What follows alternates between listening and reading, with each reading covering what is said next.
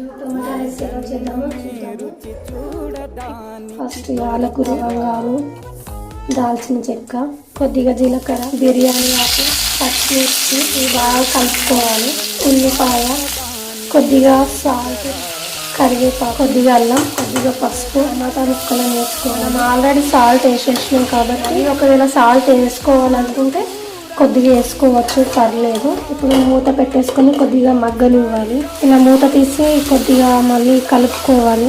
కారం యాడ్ చేస్తున్నాం, కొద్దిగా ధనియాల పౌడర్, కొత్తిమీర, కొద్దిగా గరం మసాలా యాడ్ చేసుకొని కలుపుకోవాలి. కొద్దిసేపు ఉడకాలి. ఏం లేదు, ఇందులో రైస్ని యాడ్ చేసుకోవడమే. డైరెక్ట్గా రైస్ని యాడ్ చేస్తున్నాం.